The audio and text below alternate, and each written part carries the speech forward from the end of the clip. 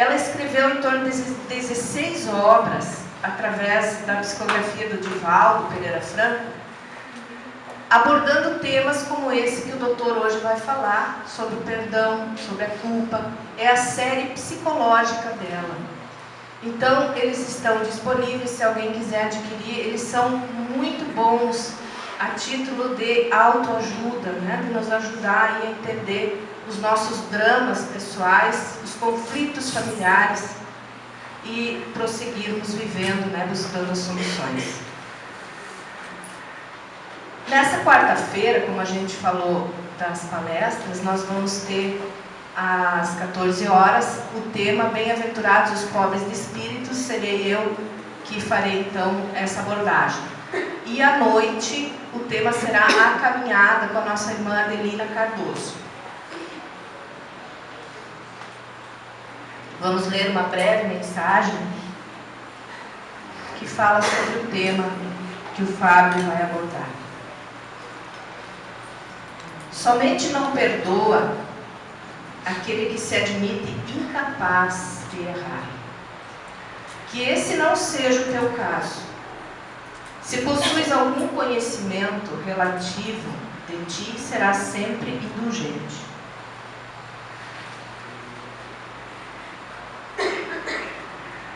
Quem pode isentar-se completamente de culpa em qualquer processo de conflito num relacionamento?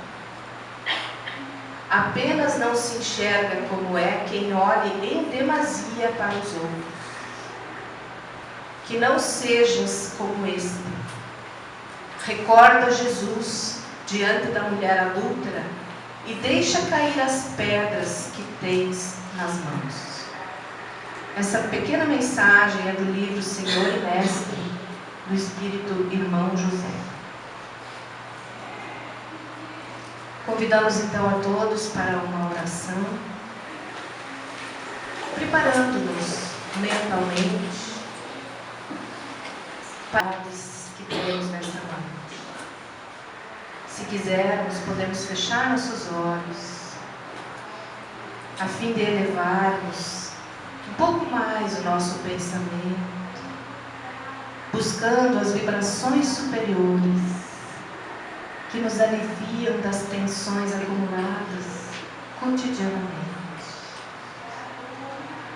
E nós agradecemos, Senhor, por podermos estar aqui nesta noite, buscando o entendimento maior da vida, buscando diminuir nossos sofrimentos, aprender as lições que a dor traz consigo,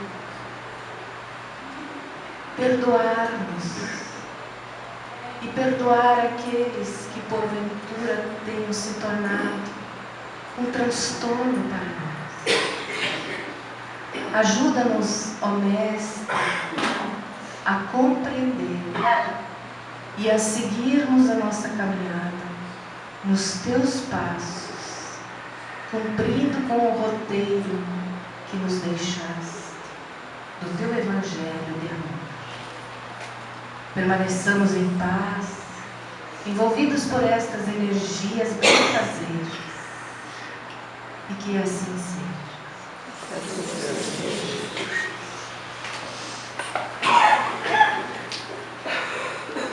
Nós vamos então passar agora a palavra ao nosso irmão Fábio. Ele é coordenador do Centro de Alta Complexidade em Oncologia de Ijuí, centro esse que funciona junto ao HCI. É expositor espírita, participa aqui dessa instituição e vai nos falar então sobre o tema Terapia do Perdão. Depois da sua exposição, nós teremos um espaço para perguntas e vocês podem se sentir muito à vontade.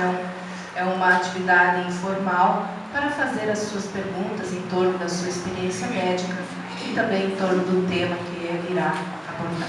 Seja bem-vindo, Fábio. Obrigado, Yara. Uma boa noite a todos. Que gentilmente atenderam esse convite para um dos temas mais desafiadores que nós temos dentro do nosso convívio diário, que é o perdão. Porque a todo momento são criadas situações na qual nós nos sentimos ofendidos. E poder lidar com tudo isso não é fácil. Todos conhecem a história de Nelson Mandela, Prêmio Nobel da Paz, presidente da África do Sul, e que ficou durante 27 anos preso, né, como um condenado político, numa cela de 2 metros quadrados. Ele saía dessa cela, ele era um homem grande, de 1,80 m, essa cela tinha 1,60 m de altura. Ele saía apenas para interrogatórios e eventualmente torturas. Quando ele saiu, e depois foi aclamado então como presidente da África do Sul, havia uma revolta muito grande da população negra com relação a todo o apartheid e todo o preconceito que eles sofreram durante anos por racismo.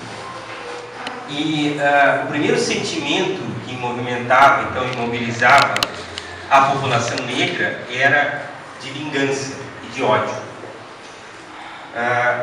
Quando então Nelson Mandela pregou exatamente o contrário, pregou o perdão, pregou a tolerância, pregou a convivência pacífica entre aqueles que eram os algozes, que era a minoria da população branca, e a esmagadora maioria da população negra. Tanto é fato que no jantar da posse, Nelson Mandela convidou os seus 2 carcereiros que os torturava para que sentassem à mesa ao seu lado, né, durante a cerimônia, durante o jantar da posse. Nós perdoaríamos? Nós teríamos o mesmo gesto de nobreza e grandeza, entendendo que violência só gera violência? E ele nos deixou a frase de que ninguém nasce odiando alguém pela sua raça, pela sua religião, pela sua crença, né, por aquilo que ela é. Nós aprendemos o ódio. E que então, assim como nós podemos aprender a odiar, nós também podemos aprender a amar. E aprender a amar vai ao encontro então daquilo que também nós aprendemos no dia a dia. Existe um psicoterapeuta brasileiro que é famoso por aplicar cursos de perdão. O nome dele é Moisés Grossman, desconfio que seja judeu, né, com esse nome, e que ele coloca exatamente a nossa necessidade como ser humano de praticarmos então e aprendermos a perdoar, e que o perdão no dia a dia faz com que a gente aprenda a perdoar a pessoa, não o ato. Como é que se explica isso? Eu perdoo a pessoa porque eu compreendo que ela é humana e que ela é falível e que ela tem seus defeitos e que ela vai errar. Mas eu tenho muita dificuldade de perdoar o ato. Então, eu consigo, por um tempo, relevar aquilo que foi feito, mas eu tenho grande dificuldade de esquecer o que aconteceu. E aí é que a crença na imortalidade da alma e na reencarnação complementa esse ensinamento. Porque nós começamos a entender que, primeiro, ninguém que está aqui é perfeito, que todos nós erramos, e que não é à toa que Jesus nos colocava que quem nunca cometeu um pecado, que atire a primeira pedra, quem nunca errou, que atire a primeira pedra, porque nós erramos. Nós somos agressivos todos os dias, nos descontrolamos, nos ofendemos, descompensamos e acabamos transmitindo para outras pessoas sentimentos negativos. Se não, basta fazer um desafio: pise no pé de alguém. Pise no pé de alguém para ver se não vai despertar nessa pessoa imediatamente o seu instinto mais primitivo, que é o instinto de revide, de raiva. Quando nós deveríamos já estar no estágio onde nós já teríamos que ter aprendido a tolerância. E por isso que nos ensinamentos da doutrina espírita, quando nós definimos a caridade é colocada sobre 3 características fundamentais: o amor ao próximo, então o amor fraternal, esse amor que faz com que a gente trabalhe pelo bem do próximo; a indulgência com a imperfeição dos outros; e o perdão das ofensas. Então, quando nós falamos em caridade, veja como nós estamos distantes com relação a isso. E existe aqui uma ideia, uma metáfora que vai nos ajudar a compreender um pouco melhor como é que isso acontece no dia a dia. Digamos que a agressão que a gente sofra, o ódio que a gente acabe despertando, o sentimento de vingança, se compare a uma pedrada que a gente receba, que alguém nos joga uma pedra. Qual é a nossa reação frente a isso? Nós deixamos a pedra de lado, limpamos o ferimento, a pedra, coloque a pedra no bolso, para que na primeira oportunidade que a gente cruze com a pessoa que fez isso, a gente possa jogar essa pedra de volta. Só que a vida nos ensina que nós temos que continuar a nossa caminhada. Então, enquanto nós não encontramos esse nosso algoz para devolver a pedrada, nós vamos guardar a pedra no bolso. E a nossa jornada é longa. Então, nós vamos caminhando e essa pedra vai nos incomodando. Por quê? Porque é um peso que nós carregamos, né, no dia a dia. Porque a gente não sabe quando a gente vai encontrar e ter oportunidade de devolver essa pedrada. E a gente vai carregando aquela pedra e ela vai nos incomodando. Essa pedra também impede que a gente possa abraçar as outras pessoas de maneira que seja uma maneira livre. E quando a gente for abraçar, se ela estiver no bolso da frente, a gente vai sentir que aquela pedra está incomodando. Mas, se alguém quiser nos dar uma flor, a gente não vai ter o bolso para poder colocar a flor dentro, né? Porque ela está ocupada com uma pedra. Então, temos que lembrar também que muitas vezes a pessoa que nos agrediu e nos ofendeu nunca mais possa cruzar o nosso caminho. A pedra é o nosso sentimento de ódio, de raiva e a nossa necessidade de vingança. Instinto primitivo que faz com que a gente queira ainda, né, pagar tudo olho por olho, dente por dente.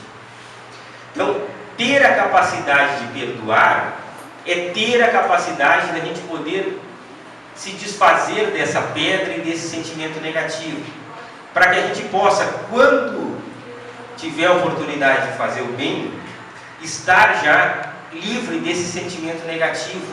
E aí a pedra incomodando. Por quê? Porque nós não conseguimos tocar a nossa vida de maneira tranquila, porque nós temos aquele sentimento negativo que nos incomoda no nosso íntimo.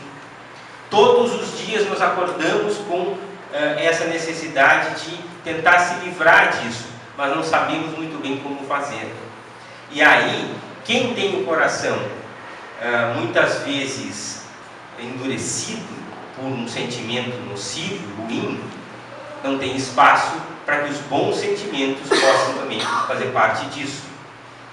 Mas eu costumo colocar que se nós hoje estamos numa posição privilegiada, e essa é uma posição privilegiada, porque nós estamos hoje à noite aqui, tendo a oportunidade e tendo a iniciativa de poder sair da nossa casa num domingo à noite, quente, né, onde nós estamos já talvez mentalizando numa segunda-feira de trabalho, que começa sempre com bastante dificuldade, para vir aqui refletir sobre novas oportunidades. E a nova oportunidade, a vida nos dá a cada momento. Nos dá, mesmo que seja no último dia da nossa existência. Então, todos nós temos a condição e temos a possibilidade de começar a trabalhar essa nossa capacidade de perdoar, de drenar esse sentimento negativo, de possibilitar que a gente auxilie o próximo e possa ter a capacidade de entender e compreender melhor que a pessoa que nos deseja mal, na verdade, é uma pessoa doente, é uma pessoa perturbada, é uma pessoa que precisa da nossa piedade, da nossa compreensão e aí sim do nosso perdão. Não é fácil perdoar. Dentro dos conceitos que nós temos, e que às vezes são incompreensíveis, um deles é amar o nosso inimigo. Jesus nos orientava que a gente amasse o nosso inimigo. Como é possível amar o nosso inimigo? Como é possível amar e perdoar alguém que nos odeia? alguém que nos quer mal, alguém que tenha nos prejudicado. Entendendo que se nós hoje podemos estar caminhando uma vida mais reta, é porque certamente nós fomos perdoados no passado e isso nos permitiu que a gente chegasse aqui sem culpa. Porque a culpa é o inferno que massacra as nossas consciências, que não possibilita que a gente possa dar o próximo passo, que a gente possa se libertar, que a gente possa receber o auxílio e poder também auxiliar. Porque aquilo fica nos torturando e alimentando energias negativas e sentimentos e pensamentos negativos que só vão gerar mais rancor, mais mágoa, mais ódio, mais necessidade de vingança. Então, existe a necessidade de justiça? Existe. Todos os dias nós somos, volto a frisar, ofendidos por determinadas situações. Mas a justiça não é só desse mundo. A justiça ela acontece durante toda a nossa existência, porque nós somos espíritos imortais. E isso faz com que a gente entenda que se algumas coisas não se resolvem aqui nessa existência, é porque certamente vão necessitar serem ajustadas em existências futuras. Um belo dia eu atendi uma paciente muito fechada, né? Uma pessoa de muito poucas palavras. Só que quando ela abria a boca era para poder se queixar. Ela estava em quimioterapia, ela estava fazendo um tratamento que era um tratamento difícil, mas estava amparada assim, por toda a proteção que se podia dar para ela. Mas assim, ela abria a boca, ela era um compêndio de efeitos colaterais de quimioterapia. Tudo que poderia existir de efeito colateral da quimioterapia, ela listava. Ela me encontrava e era listar, né, problemas. Eu tive isso, eu tive aquilo, eu tenho isso, eu tenho aquilo. E eu, num gesto automático, comecei a prescrever medicação. Quando eu já estava lá pela 15ª medicação, eu disse, não, peraí, tem que ter alguma coisa errada. Não é possível que ela possa estar apresentando tudo isso. Respirei fundo, olhei bem no olho dela e perguntei, vamos deixar um pouco de lado agora os remédios, os tratamentos, e me conta um pouco da tua vida. Me conta um pouco da tua história. Doutor, a minha história tem um capítulo só. Meu pai se separou da minha mãe, foi viver com outra mulher, e quando eu tinha 15 anos, o meu pai se suicidou. E a segunda esposa dele ligou para mim, no mesmo momento, dizendo que a culpa por ele ter se suicidado era minha. Por eu não ter aceitado a separação e não ter convivido mais com ele. Então, doutor, eu carrego essa culpa e esse ódio no meu coração durante toda a minha existência. E depois daquela ligação, eu nunca mais fui capaz de sorrir. Eu nunca mais tive uma alegria na minha vida. Então eu olhei para ela, entendi todos os efeitos colaterais que ela estava sentindo, né? E que na verdade eram, né, essa angústia e essa amargura com relação à vida, e disse, então chegou a hora de você perdoar. Chegou a hora de você se perdoar e de perdoar a pessoa que fez isso com você. Porque você não tem culpa de nada, você não tem culpa das contingências, não pode imaginar que alguém com 15 anos de idade possa se sentir culpada, né, por um gesto insano de uma pessoa que tirou a própria vida. Gente, essa pessoa se transformou. Ela olhou para mim e disse, mas o senhor acha mesmo que eu posso me livrar dessa culpa? Você deve se livrar dessa culpa. Nunca mais teve nenhum sintoma, nunca mais teve nenhum efeito colateral. Hoje ela vem para as consultas e traz a família para que eu possa conhecer, né? Eu trouxe os filhos, eu trouxe o marido. É uma pessoa que sorri, porque ela conseguiu perdoar, conseguiu tirar de dentro do seu coração um sentimento tão negativo, um sentimento tão pesado que nos massacra todos os dias. E gente, nós vamos errar. Eu não quero decepcionar, desapontar ninguém aqui, mas nós vamos errar, nós erramos todos os dias. Então, se nós erramos todos os dias, quem somos nós para apontar o dedo e julgar as outras pessoas? Quem de nós, mesmo que involuntariamente, não possa ter prejudicado alguém, por situações mais corriqueiras.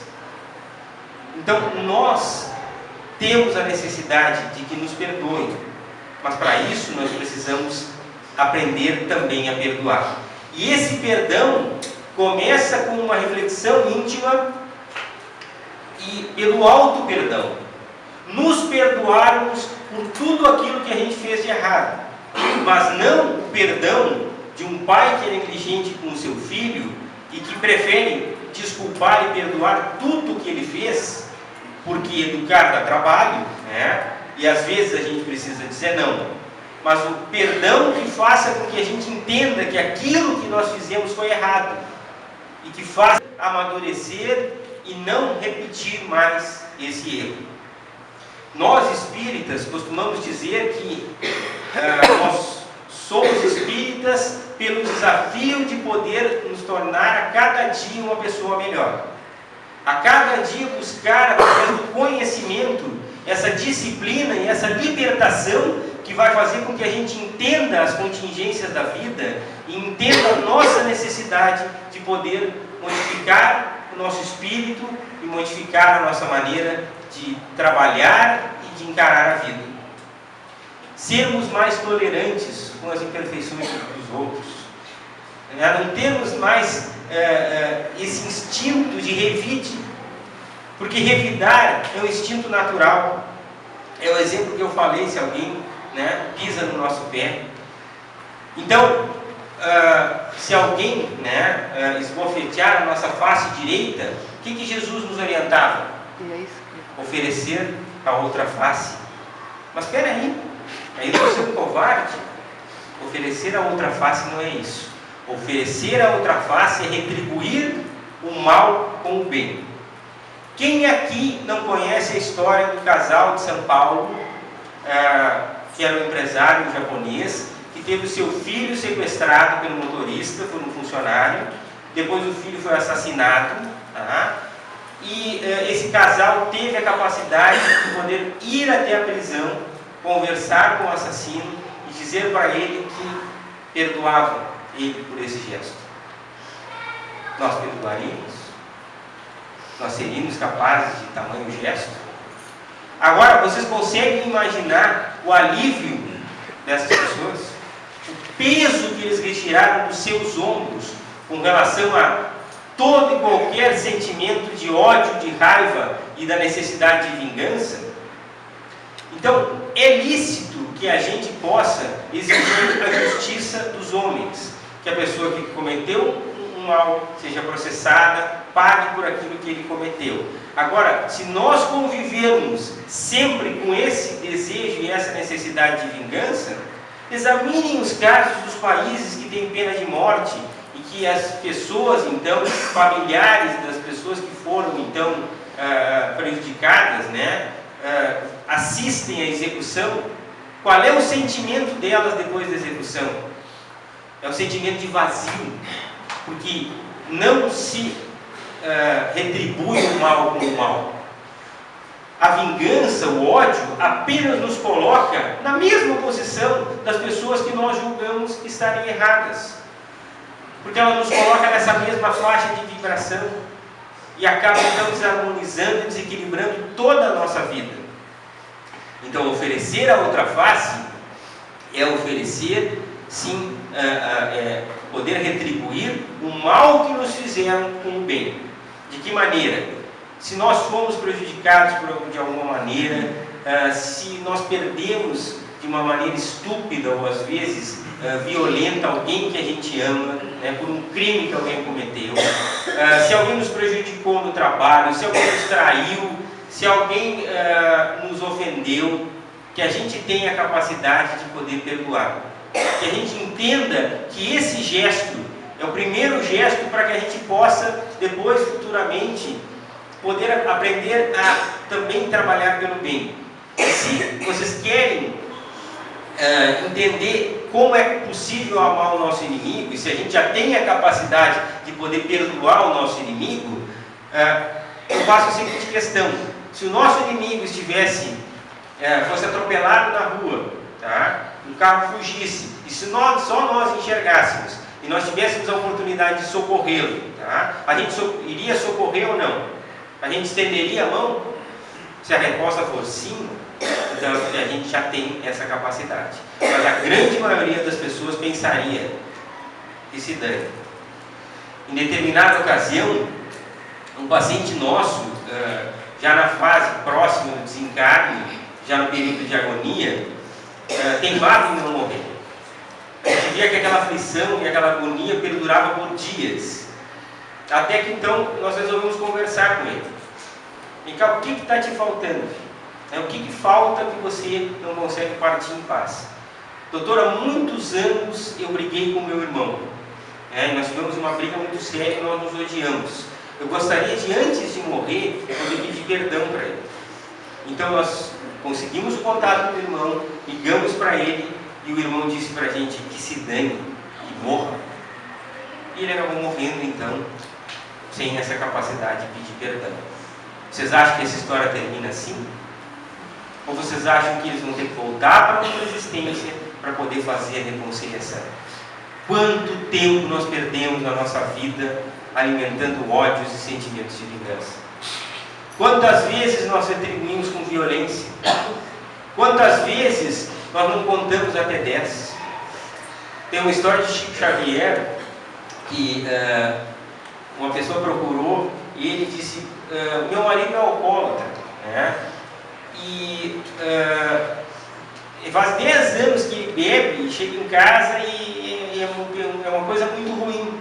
Se essa pessoa, se você fechar alguém e a pessoa for atrás de você, cortar a tua frente, querer descer, às vezes as pessoas se matam, descem do carro e se dão tiros, e se agridem, se ofendem por coisas tão pequenas.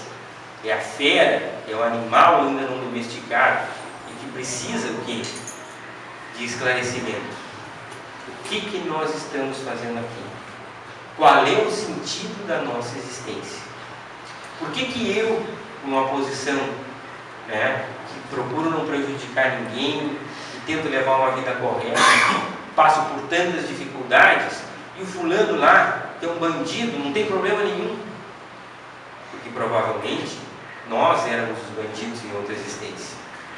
E voltamos para aprender a resgatar e aprender a tolerar. E esse que está fazendo mal agora vai ter que começar a resgatar cedo ou tarde. Isso torna as coisas justas.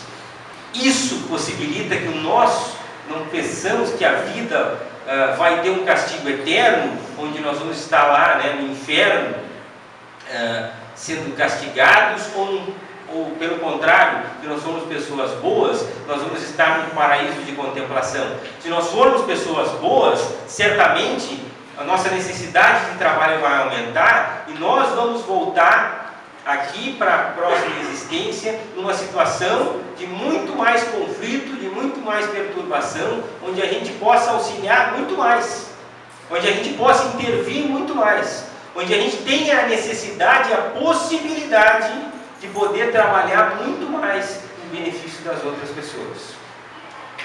Porque essas possibilidades é que fazem com que a gente possa continuar evoluindo.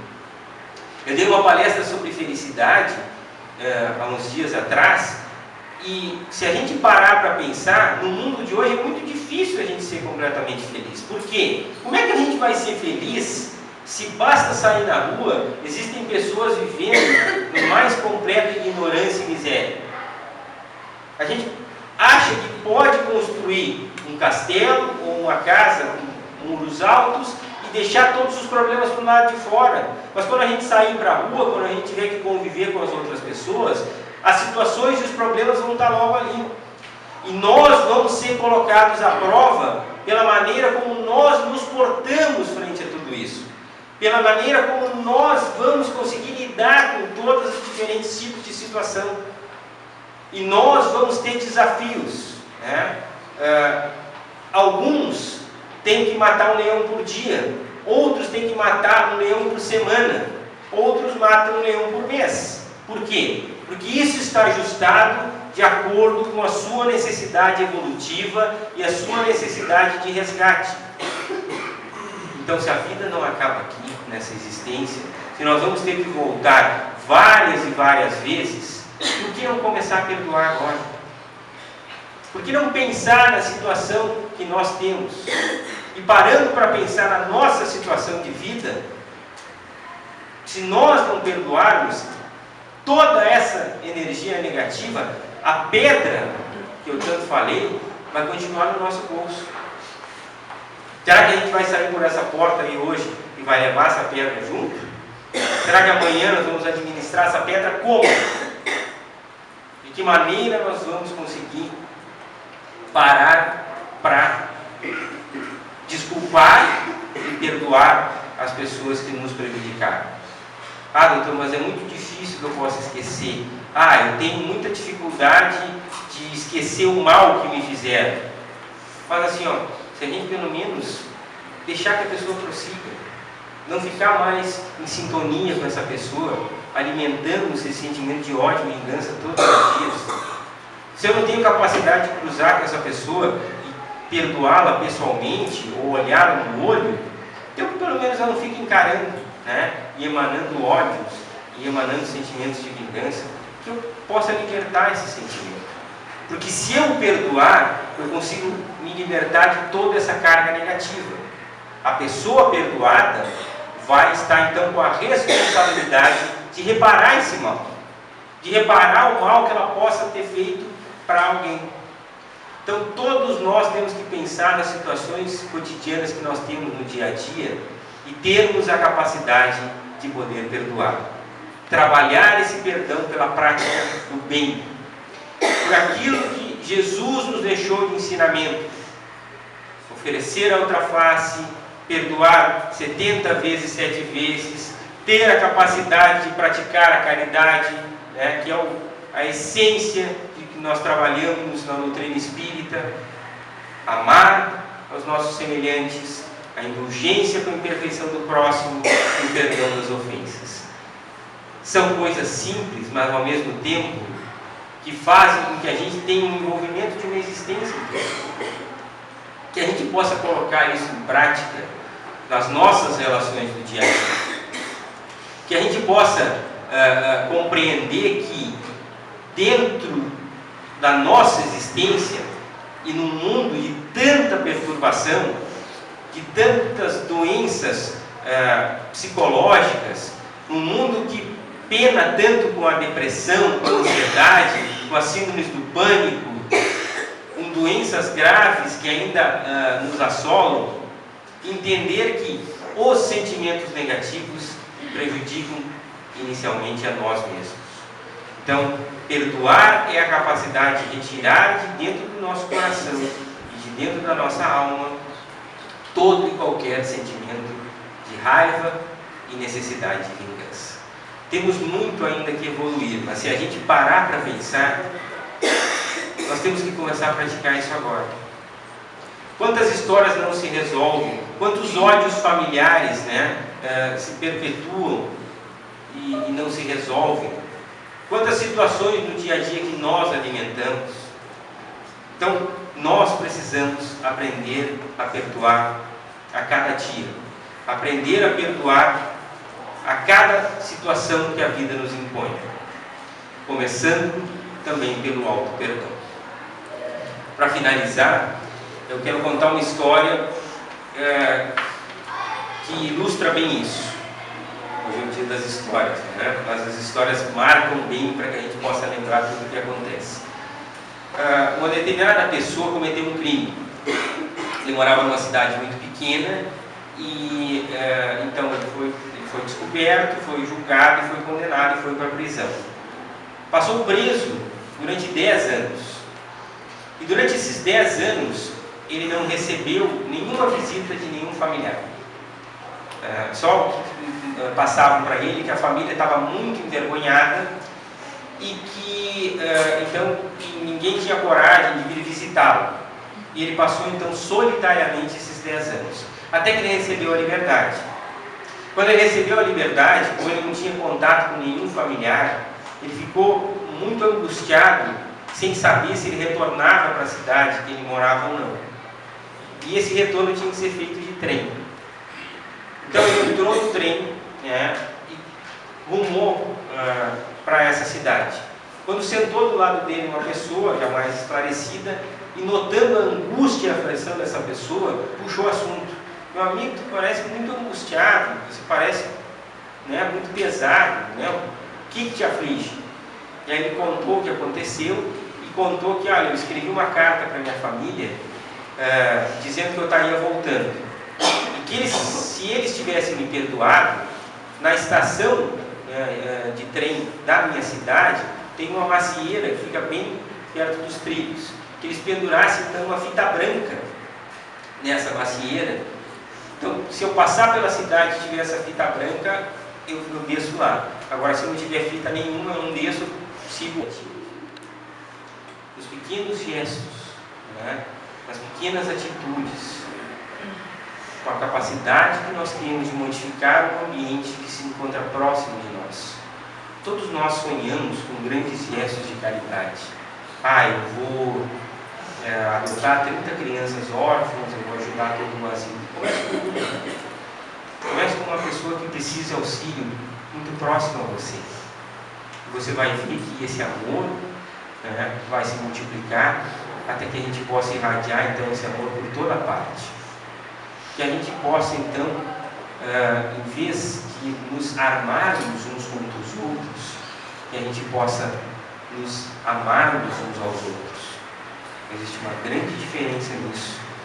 E nós temos o conhecimento e vejam a responsabilidade que o conhecimento nos traz. Então, que a gente utilize esse conhecimento quando nós retornarmos para os nossos lares, para que a gente possa irradiar isso para as pessoas que estão próximas a nós. Que a gente pense sim, o quanto antes, na reconciliação com os nossos inimigos, na prática e na terapia do perdão. Quantas vezes a gente não consegue abraçar as pessoas, né? Quantas vezes a gente não consegue dizer para as pessoas aquilo que a gente está sentindo.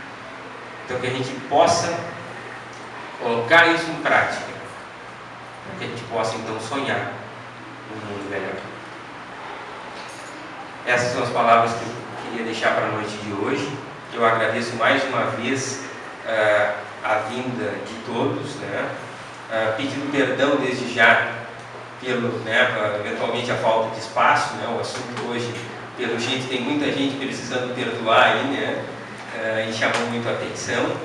E como um gesto também de renovação para todos nós, a nossa Casa Espírita, então, tem um Evangelho segundo o Espiritismo, que é um dos nossos livros básicos, do codificador Allan Kardec, que eu gostaria de dar de presente para alguém.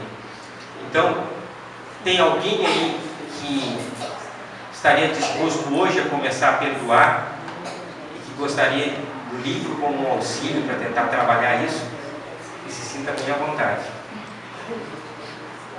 Lá, querido. Pode vir buscar, por favor.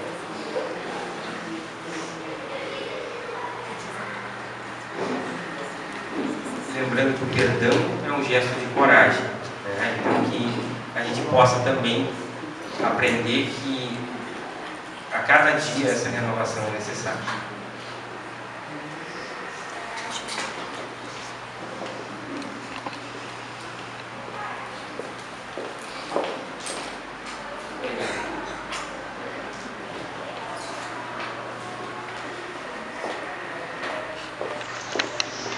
E agora, então, fico aberto a perguntas, né? Que a gente possa, então, encerrar o trabalho da noite de hoje.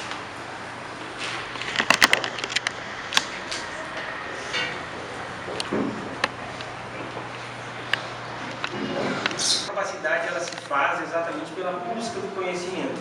Por isso que a Casa Espírita é um local de estudo, né? Onde a gente tem grupos de estudo, a gente possa discutir quais são essas possibilidades, como se portar frente a determinadas situações. Então, sem dúvida, o conhecimento ele nos liberta. O conhecimento vai nos mostrar qual é o caminho. Nós estamos aqui num aprendizado. É a frase que sempre se coloca: se eu soubesse quando eu era jovem, o que eu sei hoje, que eu tenho 43 anos, eu faria tudo diferente. Não, você está aqui para aprender. Alguns já vão nascer com esse conhecimento, outros vão aprender mais cedo, outros vão despertar mais tarde. Por isso que a gente não deve julgar. Né? Às vezes as pessoas colocam, mas tal pessoa não faz isso, né? Quando é que ela vai despertar? Quando for a hora dela, quando ela tiver a necessidade dela, né? Que bom que alguns conseguem despertar antes.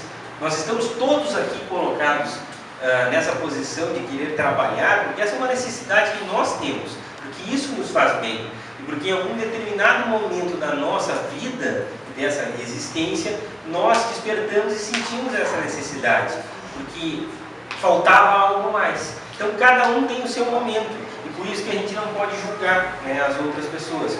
Se a gente olhar um pouquinho para trás, a gente estava na mesma situação há muito pouco tempo. A gente atingindo essa capacidade de perdoar, mesmo que a gente coloque em risco a vida dos inocentes, né? Perdoa, mesmo que deixe em jogo a vida do inocente, o que gera isso, como é que eu consigo lidar com essa pessoa? Você quer dizer isso? Perdoar, por exemplo, alguém que seja um criminoso? Exato. E esse criminoso poder prejudicar outras pessoas? Isso. Eu acho que eu posso até ser claro. Assim. No caso do pai que abandona o inocente, não faça gestação, quer que mate, quer que tire, quer que faça e aconteça. Some, não aparece. Assim que a criança atingiu o caminho aí, aparece e quer toda a confiança do mundo se aproximar. Isso eu preciso perdoar tudo que foi feito, né? Tudo que aconteceu.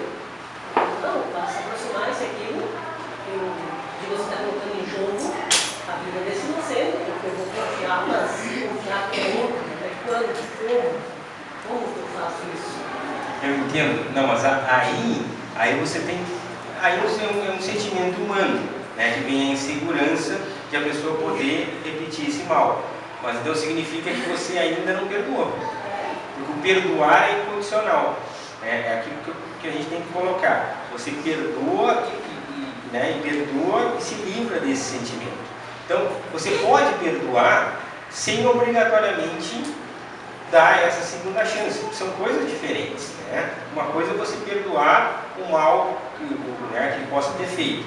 A outra coisa é reavaliar se ele vai ter essa segunda chance ou não. Então isso tem que ser avaliado no teu íntimo, né? Numa situação que é muito específica. Né? Mas a responsabilidade é sempre maior para aquele que foi perdoado. Porque é aquilo que eu coloquei, quem perdoa se livra, né, desse fardo, dessa mágoa, dessa dor. Agora aquele que é perdoado vai ter a responsabilidade então de ter que resgatar isso. Né? Então, mas nós temos que sempre dar uma segunda chance. Né? Quantas chances a gente tem que dar para as pessoas? Quantas chances nós recebemos?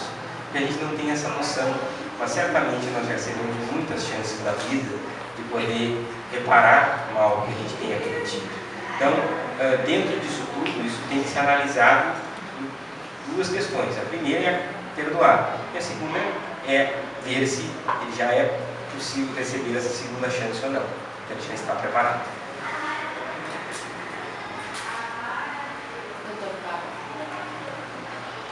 Por que tem pessoas que a gente consegue perdoar e outras não? Porque são situações mais difíceis, né? Mas, vocês têm que entender que às vezes nós temos algozes que são de muito tempo, né? Pessoas que são inimigos assim, de várias existências, né? Que a gente leva muito tempo para conseguir perdoar. Outras, às vezes, a gente tem uma desavença momentânea e consegue resolver aquilo agora. Por isso que poder resolver o quanto antes alimenta menos tudo isso.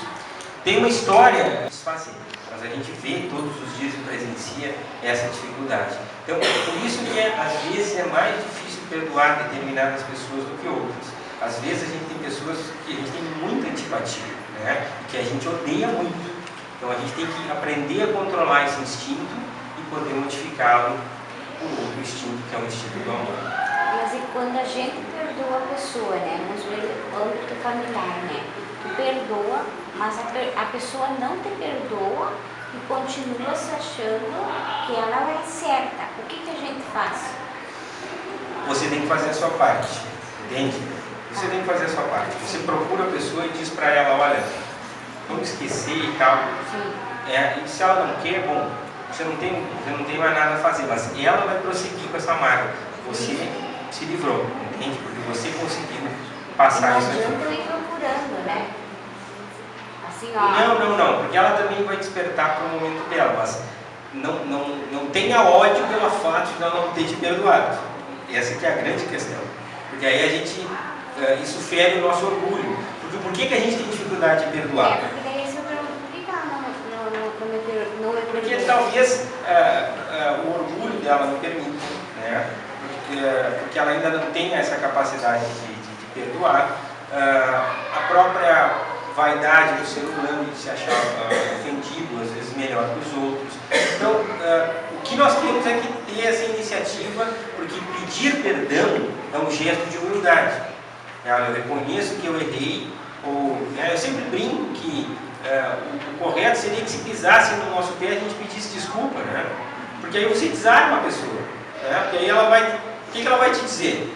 Pode não dizer mais nada, segue a vida, né? Agora se eu ficar ali, né, alimentando aquilo, isso acaba virando uma desavença. Quantos ódios nascem assim, em situações tão corriqueiras e tão pequenas? Então, você pedir perdão, você está fazendo a sua parte, você deu o primeiro passo.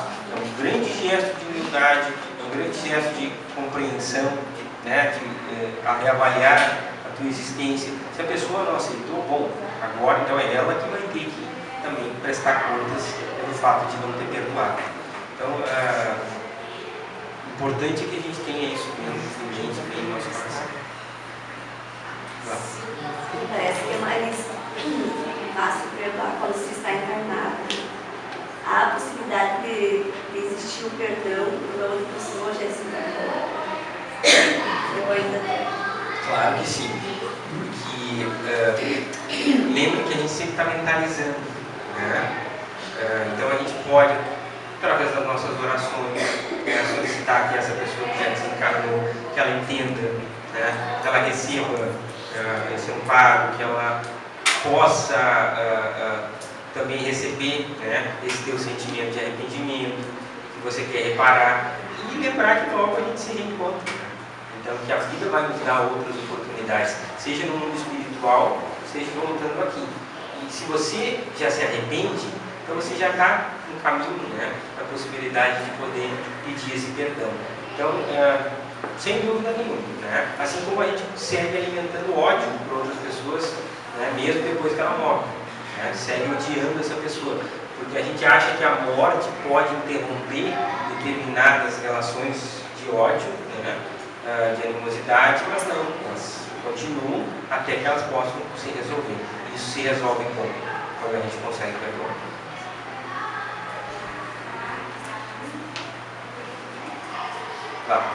Quando que a gente sabe que a gente perdoou? Por exemplo, assim, numa situação eu não tenho essa sensação de carregar a pedra, mas também eu tenho uma sensação de indiferença, eu não quero encontrar. Será que eu sei que eu perdoei? Pode-se dizer assim que sim, se você não nutre o teu pensamento todos os dias, né, a sensação de que você quer se vingar, se isso não te machuca, se você não fica mentalizando essa situação, tá, por que essa pessoa fez isso comigo? Então você já perdoou. O próximo passo é a capacidade de poder fazer um bem para essa pessoa, entende? De poder desejar o bem para essa pessoa. Porque muitas vezes a gente perdoa, mas a gente exclui, coloca essa pessoa de lado, ela segue a vida dela, eu sigo a minha, né? Mas já é um grande avanço.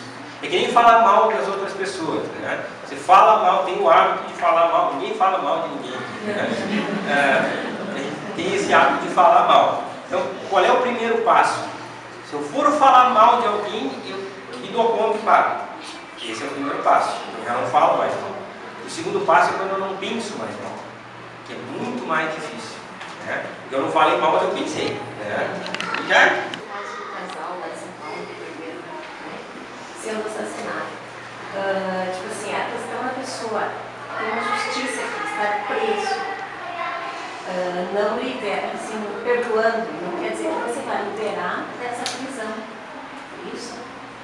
assim, eu perdoo a pessoa, mas eu quero que ele fique preso. Não, a questão é, o estar preso é uma justiça de acordo com a nossa lei da sociedade, porque as coisas precisam ter ordem, né? Mas, às vezes, essa pessoa está presa e eu continuo mentalizando e sonhando com a morte dessa pessoa, com o sofrimento dessa pessoa. Não, é liberá-la, é dizer assim, ó, eu não te odeio mais, né? Eu não tenho mais ódio por você, né? Eu quero que você siga a sua vida, que você cumpra a sua pena, mas que depois você possa retomar a sua vida, segue a tua vida, né? Eu vou seguir a minha. Você se libertar disso, é se libertar dessas amarras. Muitas vezes, aí você deseja de uma maneira obsessiva que essa pessoa seja presa. Então ela é presa e você continua ligado a ela, né? Continuando e mentalizando e querendo mal, porque aí você acha que aquilo não foi o suficiente. Aí é o sentimento de vingança e isso nos torna iguais à pessoa que a gente julga, né? Que seja inadequada. E no caso, assim, também, os pais perdoaram, mas porque o espiritismo continua, a vida continua. E a pessoa que foi morta ao se encontrar na outra vida com essa pessoa que matou e que não teve nenhum sentimento por mais vida eterna, não sei. Depende, claro, depende muito do estágio evolutivo, mas todos nós somos amparados, principalmente em situações de tragédias como essa. Né? Então, muitas vezes, esse espírito que desencarnou por uma coisa trágica, ele recebe todo o amparo, ele entende a situação, ele entende que não morreu. Né?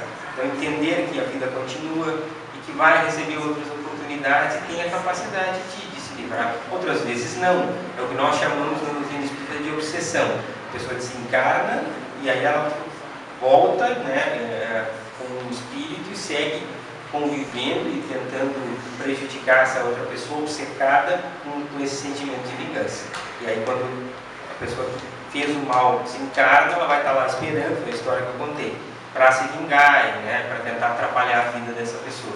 Então, vejo o quanto o conhecimento ele é fundamental para que a gente possa se livrar dessas armadilhas. O que a pessoa que alimenta o sentimento de vingança ganha? Nada. Nada. A vingança não vai trazer absolutamente nada para ela. Vai apenas atrasar a sua evolução e atrasar toda a sua existência. Né? Porque ela vai acabar, então, gerando mal e vai ter que resgatar isso também. E isso vira um círculo vicioso. Então, se livrar desse tipo de sentimento. Então, às vezes, como é importante a gente ter essa capacidade de deixar para lá, né? Deixa para lá. Deixa para lá. Não preciso ir lá, tirar desaforo. Não posso levar desaforo para casa. Aliás, essa é uma das grandes bobagens que a gente diz que eu não levo desaforo para casa. Eu não quero levar desaforo para minha casa, eu quero deixar os desaforos na rua, né? Dentro da minha casa eu quero paz e harmonia. Não, eu não levo desaforo para casa. Eu vou lá, bato boca, né? Às vezes vou, às vezes de fato. Eu chego em casa todo quebrado, desarmonizado, né? Brigo com a esposa, chuto o cachorro, né? Brigo com as crianças, daí tá, não levei desaforo para casa. O que eu ganhei com isso? Nada, né? Então, tolerância. Quantas pessoas que a gente enxerga no dia a dia que são amargas, que são azedas, né? Você passa pela pessoa, a pessoa chega a te murchar, assim. Pelo telefone isso acontece. Né? A pessoa te liga, você pega o telefone, né? Já sabe. Ou você faz de conta que não vê, né? Muda, atravessa rápido, vai tomar que não me veja, né? A pessoa vem, e aí tudo bem? Nem nada, nem isso, nem aquilo, até acaba com o teu dia. A gente tem que aprender a filtrar tudo isso, porque senão qual é a nossa pretensão de poder trabalhar pelo bem?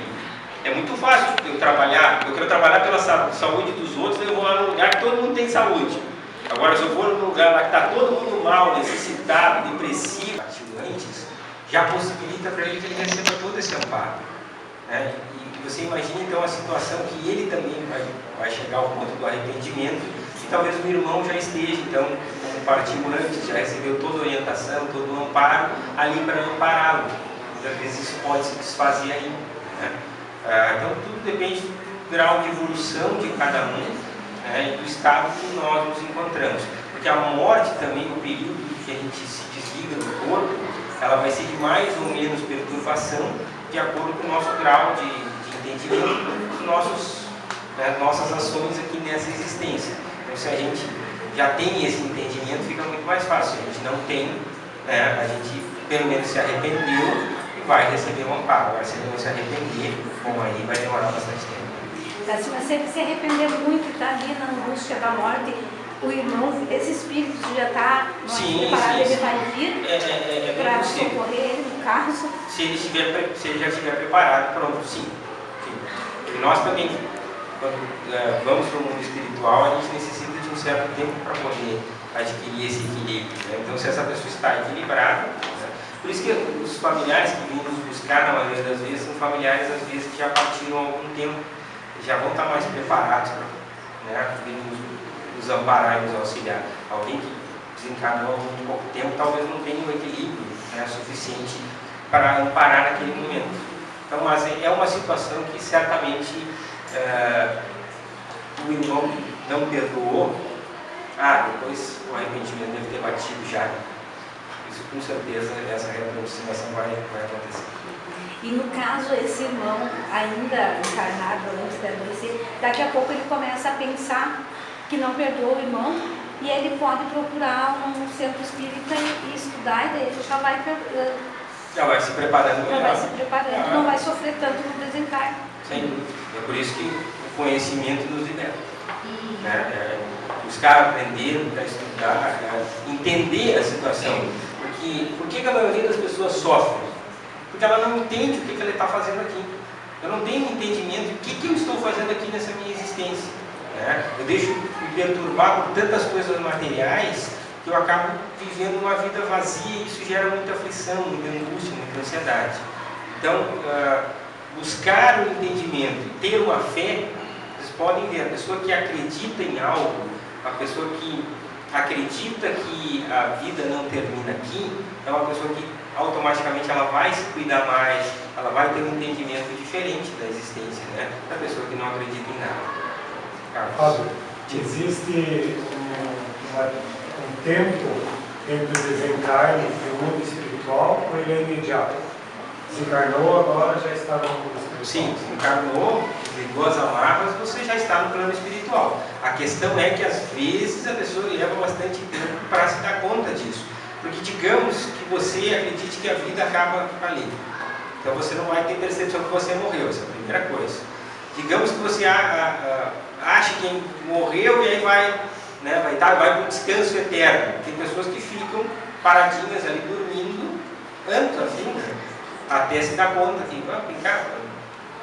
eu morri, né? Então não é esse descanso. Né? Então quem tem a pretensão de descansar depois de morreu, é difícil para o médico espírita, né? O paciente morre e dizem para mim, descansou, né? E aí você...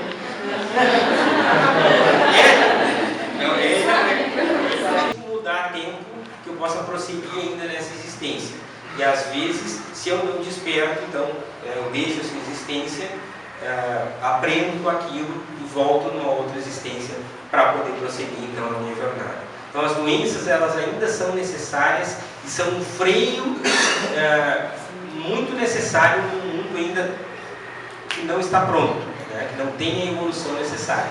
Vocês imaginem-se com tudo que é doença que existe por aí, em que cada dia a gente vê mais. As pessoas ainda roubam, matam, traem, né? O que seria da humanidade sem esse freio, né, que chama as pessoas à sua realidade? Porque quando a pessoa está doente, ela para pensar que ela pode morrer. E quando a gente se dá conta que pode morrer, a primeira coisa que a gente faz é: eu estou pronto para morrer? Se eu soubesse que fosse morrer amanhã, eu poderia dizer: não, posso morrer em paz porque eu fiz tudo que eu deveria ter feito? Não. E a nossa consciência começa a cobrar conta. Então, precisamos agir já. Uma pessoa que está ultrapassando a casa dos 100 anos de vida, essa pessoa, ela está vivendo mais porque ela é uma pessoa mais evoluída, ou pode ser também por outro entendimento de que ela, na programação reencarnatória dela, ela deve viver mais anos para poder evoluir mais? Depende da necessidade. Então, se você vive até os 100 anos, como Oscar Niemeyer, por exemplo, não morria nunca, né? Todo mundo achava que ia ficar para semente. Trabalhando, produzindo até mais de 100 anos. Então, isso é porque ele está sendo útil, né? E isso é importante na sua trajetória. Agora, digamos que você adoeça com 80 anos e você fique numa cama, né, sequelado, preso durante 20 anos. Isso é expiação. Isso é a necessidade que você tem de resgatar. Então, depende da situação de cada um. Você está sendo útil para a sociedade, você tem uma posição, né, que conseguiu modificar a vida de várias pessoas e daqui a pouco você tem uma doença e você precisa de um transplante. Tá? Então, é justo que esse transplante possa dar certo, né? A espiritualidade se encarrega disso para você continuar o teu trabalho. Agora você está aí fazendo bobagem, né? Se comprometendo, se endividando mais do que resgatando. E aí você tem uma doença e vai fazer um transplante, vão dizer, deu, né? Volta para cá, então, né? Reavaliar a tua situação. Por que você vai precisar de uma sobrevida? Então, esse viver mais é de acordo com a nossa necessidade, de acordo com aquilo que nós vimos programados e estamos fazendo na nossa existência. E vejam, né? Esses dias eu estava num velório, o cara se espírito, vai ficar chato, né? Era um velório, não deu. Né? E a pessoa falando lá que né, Jesus vai voltar e daí vai ressuscitar as pessoas, né? Estavam entregando um corpo. Estava judiado, né? Tínhamos 90 anos, eu pensando, mas eu não vou querer voltar com um corpo assim, né? Eu prefiro um corpo novinho, né? Novo em folha, que me dê toda uma possibilidade de uma existência de que eu possa viver em plenitude. Então, isso é uma coisa que é racional e é científica. Né? Nós recebemos um corpo físico e esse corpo físico ele vai ter uma duração determinada, para mais ou para menos, de acordo com a nossa programação, mas também pela maneira na qual nós cuidamos desse corpo. Né? Se eu não estou me cuidando, estou detonando meu corpo aí, né? Bebida, cigarro, como só porcaria, durmo mal, né? É óbvio que eu vou sofrer as consequências disso. Então nós temos que ter a responsabilidade também por aquilo que foi nos doado, nos emprestado, e um dia nós vamos ter que prestar contas. Então, dizem que o vaso não pega, sempre tem pessoas, né, as pessoas boas, que gostam, enfim, morrem jovens, mais cedo, e outras pessoas que só incomodam, que vão durante. Porque é exatamente aquilo que eu falei antes, de acordo com a nossa necessidade. Provavelmente esse vaso ruim, se não quebrar agora, ele vai passar por uma situação difícil numa outra existência. As pessoas boas que estão passando por privações ou por dificuldades agora, né, essas pessoas estão resgatando coisas de vidas anteriores. Então elas já vêm para cá numa situação como essa. O desencarnar jovem, bom, é porque a tua existência estava programada para ser curta, né, porque você ainda talvez não estivesse preparado para uma existência tão prolongada assim, e aí você vai indo aos poucos até que possa viver até os 100 anos aí, né? Mas fazendo o bem. Né? O Divaldo Franco faz piada até com a idade, depois ele é uma pessoa assim, 87, eu acho, né? 88, dando palestra e viajando pelo mundo inteiro. Por quê? Porque é uma encarnação que é útil, né? Que está desempenhando um bom papel, então é justo que ele ainda possa ter uma sobrevida para poder continuar fazer o seu trabalho. Aqui, qual é a visão do Espiritismo sobre a eutanásia? Não, a eutanásia, isso está bem descrito no livro que a moça levou lá. É justo abreviar a vida de alguém em sofrimento? Não. Nós estamos aqui num processo de aprendizado. Reparem nos doentes dos hospitais. Quando a gente está doente no hospital, ou quando a gente se encontra enfermo, nós estamos com todas as nossas percepções voltadas para esse amparo. Então nós recebemos amparo e aquilo é um aprendizado muito grande. Às vezes, num período de doença, a gente aprende mais do que durante toda uma existência. Porque na existência a gente está muito ocupado para cuidar das nossas coisas materiais e às vezes a gente não tem tempo de fazer uma oração, de fazer uma meditação que seja.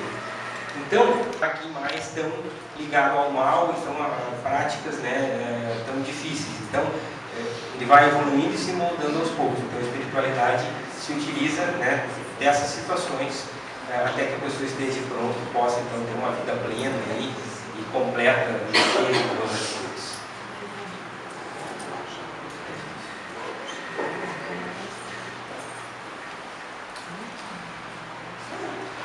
Até tem pessoas que dizem, complementando a pergunta dela, eu vou ser bem ruim, o período do ano, eu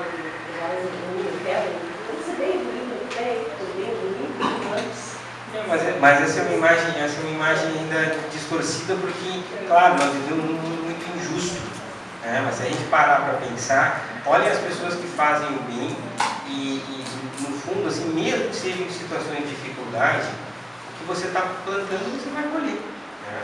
E essa colheita ela não é imediata, é que a nossa ideia de vida é uma ideia que nós vamos viver apenas esses anos aqui, então tudo tem que ser ajustado aqui.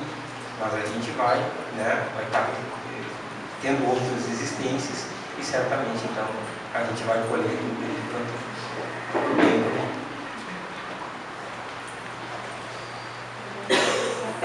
Assim, para finalizar, né, eu acho que a gente já está mais no horário, entendendo que tem certas situações que são mesmo difíceis para perdoar. A prece ajuda? A prece sempre ajuda para tudo, né? A prece é um instrumento que nós temos através do qual a gente vai poder então organizar e drenar melhor as nossas energias, porque o ideal aqui, e aqui o que vale é aquela frase: conhece-te a ti mesmo. Porque no final de todo dia a gente pudesse parar para fazer um balanço da nossa existência de como foi o nosso dia, e dentro disso tudo a oração vai nos colocar em sintonia com a espiritualidade superior, na qual então nós vamos receber o amparo, né? Vamos receber o esclarecimento e podermos também organizar os nossos pensamentos, e organizando os nossos pensamentos entrar numa faixa de sintonia que faça com que a gente tenha uma sintonia de pensamentos mais positivos e mais salutares. Então é fundamental que a gente possa, num mundo de tanta perturbação, e a prova disso é que a gente sai daqui harmonizado, chega ali na esquina e parece que a energia já vai descendo, né? A gente entra com contato com a perturbação que tem lá fora. Então nós precisamos de maneiras na qual a gente consiga manter essa energia positiva e manter essa sintonia.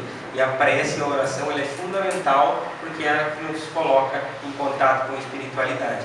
Ter o hábito da prece dentro das nossas casas. Nós espíritas lemos o Evangelho uma vez por semana, né? Criando nas pessoas esse hábito, ensinar os nossos filhos a oração, mas não aquela oração decorada, uma oração que possa ser espontânea e que eles entendam aquilo que está sendo colocado e o que eles estão pedindo, né? O que eles estão agradecendo, o que eles estão podendo almejar para a sua existência. Então a oração nos dá essa possibilidade e ela tem que fazer parte da nossa rotina e da nossa prática diária. Isso dá outra palestra.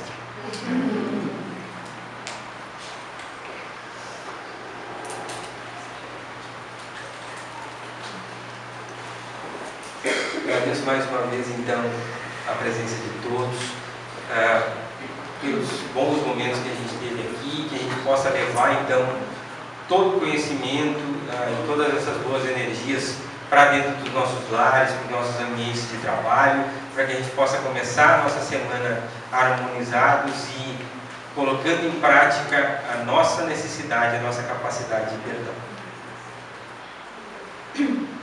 Não sou muito acostumada com as tecnologias, já falei, né? Mas hoje, com esse público tão grandioso que aqui se faz presente, queria agradecer a tantos irmãos que também se deslocaram de outras cidades para vir aqui hoje. Agradecer nosso irmão Fábio pela esta palestra maravilhosa, né, que destaca a importância do perdão em nossa existência. Mas também eu tenho uma necessidade muito grande de dar um livro para uma pessoa que está aqui dentro. Que ela, ao chegar, já me deu um sentimento, né? E eu gostaria de presentear. Ela está na segunda fila de trás para frente, eu não sei quem ela é, agora ela me olhou. Queria que você viesse aqui. Você.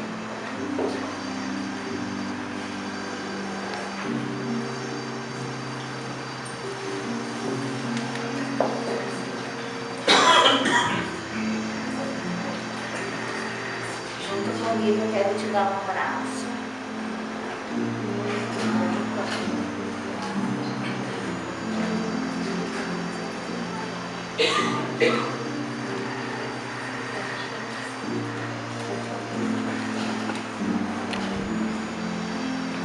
Obrigada. Fiquei realmente emocionada.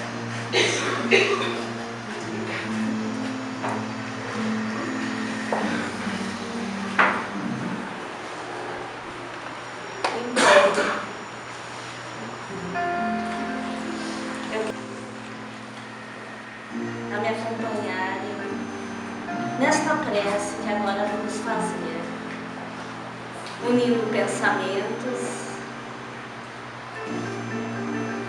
Vamos mentalizar e procurar jamais esquecer as palavras que aqui foram ditas hoje.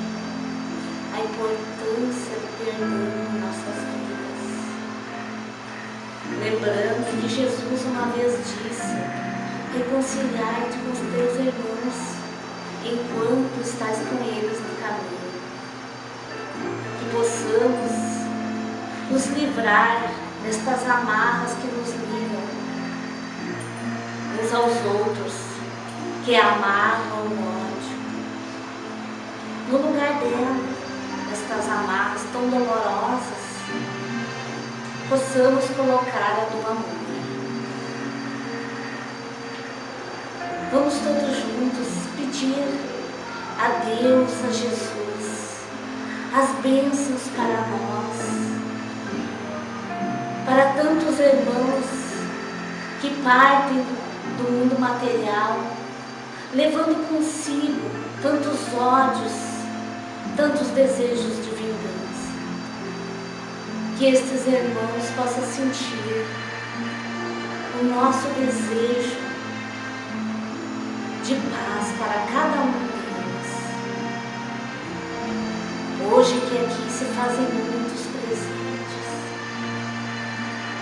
vamos pedir a Deus que abençoe os nossos lares, fortaleça a nossa família, que possamos amar e perdoar a todos os nossos irmãos. Que esta paz que nos envolve. Todas as terças estamos aqui na casa com a sopa e o pão solidário. Então nós convidamos aqueles que puderem, da maneira que puderem também, colaborar doando farinha de trigo, fermento e legumes. Estaremos aqui sempre às terças-feiras pela manhã, então fica esse convite que serve como um alimento para tantas famílias, né? E é feito com muito amor, com muito carinho. Muitas vezes é a principal refeição que muitas famílias têm. Eu deixo aqui esse apelo a todos. Muito obrigada, boa noite, uma boa palestra. Passo agora a palavra para a nossa irmã Yara. Obrigada. Uma boa noite. Que Jesus nos abençoe a todos. Nós possamos aqui nos sentir em plena paz.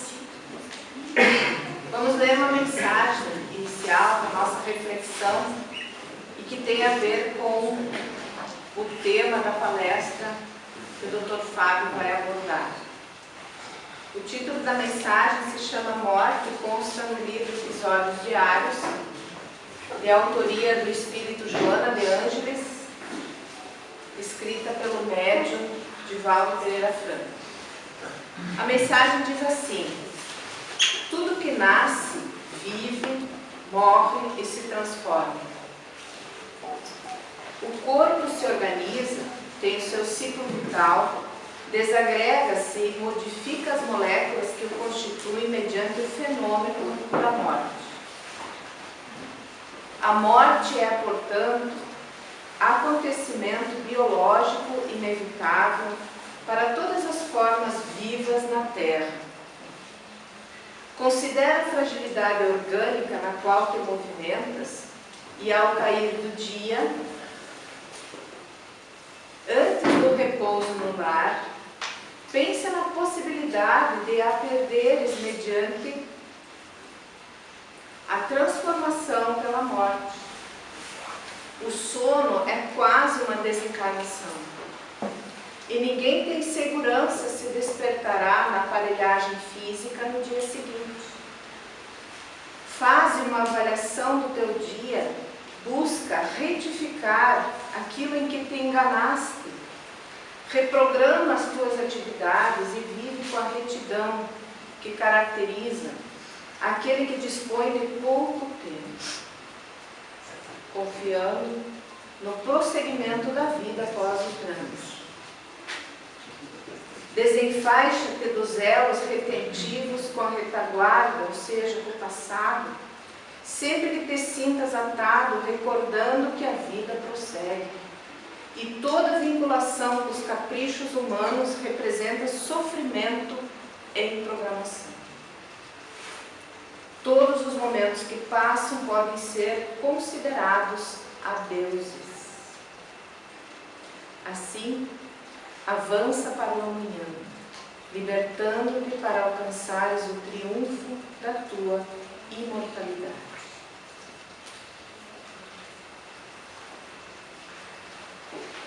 Convidamos então a todos nesse momento para fazermos uma prece inicial. Podemos fechar nossos olhos, se assim desejarmos, e elevar o nosso pensamento a Deus, rogando um amparo para o nosso palestrante, Dr. Fábio, que ele seja bem inspirado, como hoje será, nas suas abordagens em torno de um tema significativo e muito importante para todos nós. Por que temos medo da morte? Se somos imortais, se Deus nos ampara sempre onde quer que estejamos, que as energias de paz, de amor, de esperança, de consolação nos envolvam a todos e que possamos ter aqui bons momentos reflexivos e de elevação. Que assim seja. Nós agradecemos o convite que foi atendido, a presença de todos. Em especial, agradecemos a presença do Dr. Ailton Luz, que também atua no Centro de Alta Complexidade de Oncologia aqui do Juí, e é colega do Dr. Fábio Frank, que é o coordenador desse centro. E desejamos a todos uma ótima noite. O nosso irmão Fábio, que já esteve aqui outras tantas vezes, vai falar hoje, como citamos, sobre o tema Por que temos medo da morte. Então, ele é o coordenador do CAPOM, médico oncologista, e espírita, atuante em palestras, participa aqui desta instituição. Seja bem-vindo, Fábio, mais uma vez. Boa noite a todos que gentilmente atenderam o convite para um tema tão palpitante, numa noite tão fria. Obviamente, quando a gente pensa em morte, a gente acaba se dando conta de que a morte, na verdade, faz parte da nossa existência, faz parte da nossa vida. Só que dentro da nossa cultura ocidental, nós não paramos para pensar na morte como fazendo parte da nossa existência. A gente acaba se deparando com ela e que nos acaba levando a muito sofrimento e muita angústia, mas a gente não consegue ainda chegar a um raciocínio lógico de quanto ela é constante, quanto ela faz parte da nossa vida. Analisando as estatísticas, nós percebemos que morrem 2 pessoas por segundo no mundo. Isso por minuto, nós temos mais ou menos em torno de 110, 120 mortes